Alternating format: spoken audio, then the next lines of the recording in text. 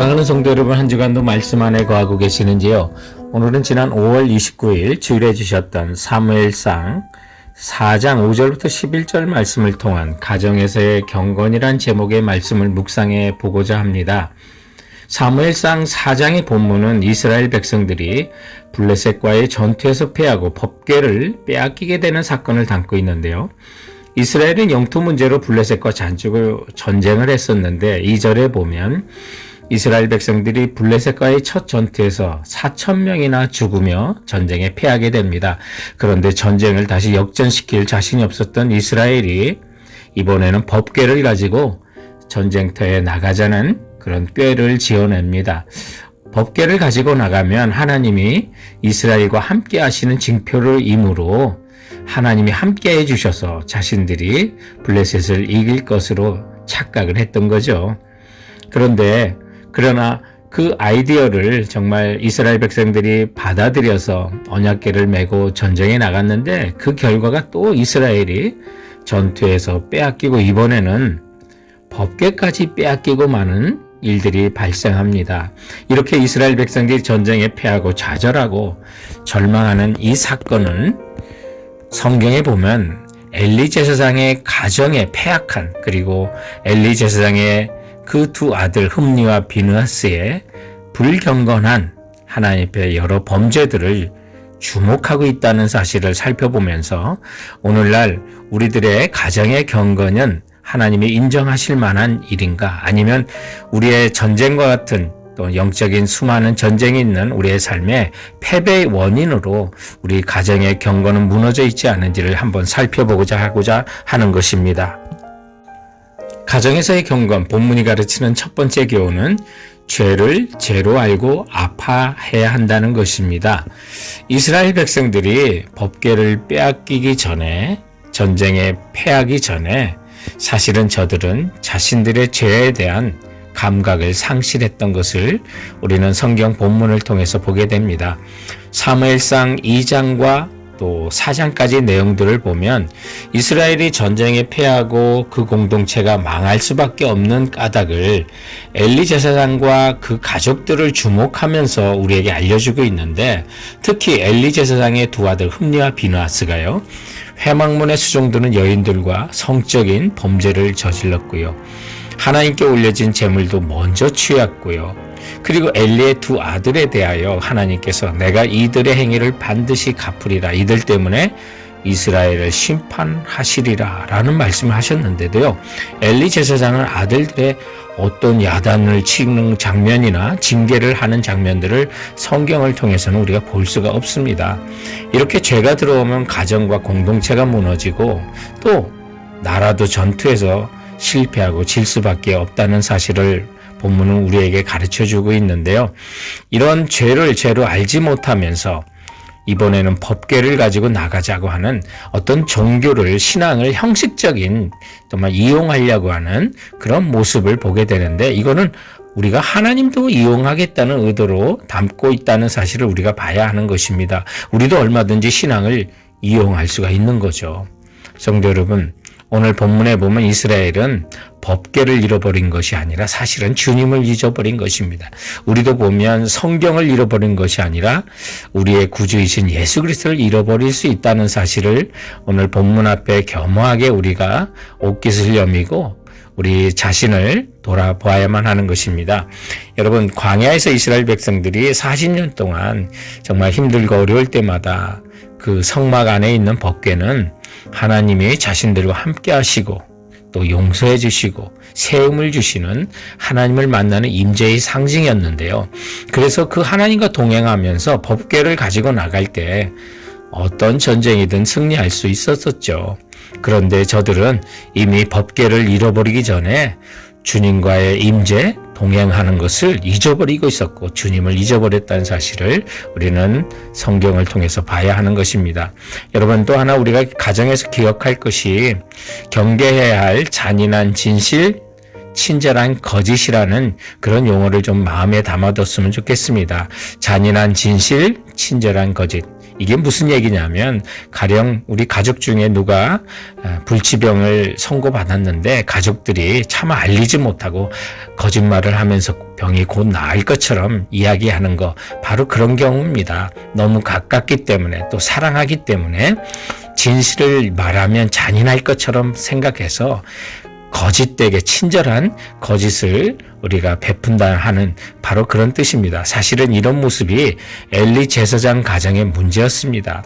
아들들의 잘못을 정말 아파도 정직하게 대면하면서 지적하고 가시와 같은 그 죄를 뽑았어야 되는데 엘리 제사장은 그 일을 못했던 거죠. 사실 하나님은 능력의 하나님이십니다. 저들 이스라엘 백성이 언약궤를 빼앗기지만 5장 3절에 보면 정말 블레셋이 언약궤를 가져와서 그들이 섬기는 다곤 우상들이 무너지고요. 그리고 블레셋 사람들의 몸에 독정이 생기고 저들이 하나님의 능력을 체험하면서 그 언약궤를 스스로 이스라엘 백성에게, 그것도 속건물을 가득 담아 돌려보내는 장면을 보면 여러분, 주님은 우리가 정말 따르거나 따르지 않거나 여전히 능력이 있으신 진리이신 하나님이십니다.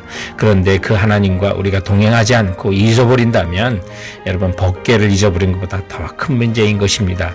그러므로 사랑하는 성도 여러분, 우리가 진정으로 하나님과 동행하고 있는지, 하나님께서 우리와 동행할 수 없는 죄가 우리의 가정 속에 혹은 있지 않는지, 그 죄를 우리가 죄로 깨닫고 아파하고 있는지를 돌아보는 우리 가정들이 되기를 바랍니다.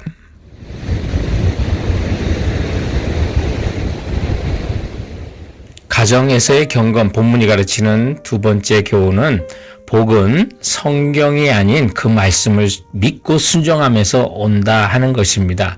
한마디로 말하면 복은 법궤를 들고 나가면 오는 것이 아니라 그 법궤의 의미인 하나님과 동행할 때 승리가 온다는 사실을 이스라엘 백성은 깨닫고 알았어야만 하는 거죠. 오늘날 보면 우리가 예수 믿는다고 성경을 들고 간다고 여러분 우리가 복이 오는 건 아닙니다.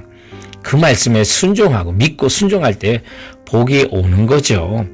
오늘 이스라엘 백성들을 보면 하나님 말씀에는 전혀 순종하지 않고 동행하지 않고 정말 법궤만 가지고 가면 이길 거라는 큰 착각을 했던 거죠.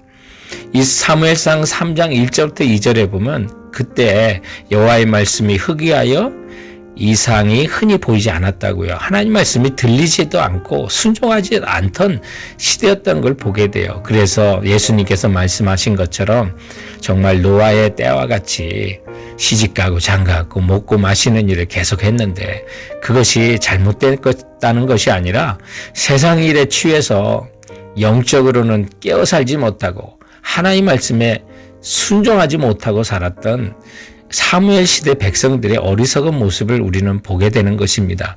사랑하는 성도 여러분, 여러분의 경건할 때 하나님은 복은 주시는데요. 어떤 복을 받는지 아십니까? 경건의 복은요, 일상에서 성령의 열매를 맺히는 것으로 하나님은 우리에게 열매를 주십니다. 복을 주셔요.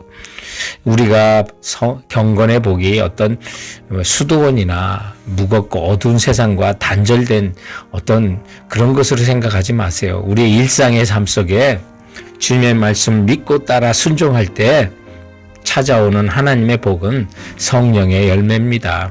갈라디아서 5장 22절 23절의 말씀처럼 오직 성령의 열매는 사랑과 희락과 화평과 오래 참음과 자비와 양성과 충성과 온유와 절제 같은 열매들이 우리에게 맺혀져서 우리가 주님의 말씀 안에 거할 때 비록 눈물의 골짜기를 걸을지라도 영원한 하나님의 나라, 눈물이 없고 죽음이 없고 곡하는 것이나 애통하는 것이나 아픔이 없는 하늘나라를 우리는 이 땅에서도 이미 누리며 희락과 화평 가운데 살 수 있는 것입니다.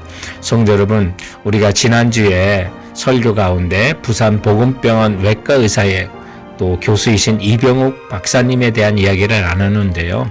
외과 의사는 의사 중에서는 정말 3D 업종이라고, 지저분한 더디, 어려운 difficult, 위험한 dangerous한 일이라고 굳게 믿었는데 하나님의 은혜를 받고 보니까 그 일이 자신의 삶의 패러다임이 바뀌고 직업이 정말 보는 눈이 바뀌니까 그 뒤로는 이 3D 업종이 뉴 3D 업종이 되어서 정말 외과 의사야말로 드림, 꿈이 있고요. 다이나믹하고 드라마틱한 그런 세 가지 D의 직업으로 바뀌었다고 그런 말하면서 자기 외과 의사가 꿈이 있는 직업이요, 역동적인 직업이요, 죽어가는 사람도 살리는 극적인 직업이 됐다고 하나님께 감사하면서 이런 훌륭한 정말 선물을 주신 하나님께 감사하면서 만나는 사람마다 자기에게 은혜를 주신 예수 그리스도를 전하는 복음을 증거의 삶을 산다고 하는 그 간증을 우리가 나눴는데요. 마찬가지입니다. 성도 여러분, 우리가 경건의 열매는요, 다른 곳에서 맺히는 것이 아니라 우리의 삶 속에서, 일상의 삶 속에서 성령의 열매로 맺혀지게 되는 겁니다. 사랑하는 성도 여러분, 정말 여러분의 삶에 성령의 열매가 가득히 경건의 복으로 정말 주님께서 허락해 주시길 주님의 이름으로 축원드립니다. 사랑하는 성도 여러분, 그럼 이번 한 주간도 주께서 주시는 말씀으로 승리하시고 건강하시기 바랍니다. 감사합니다.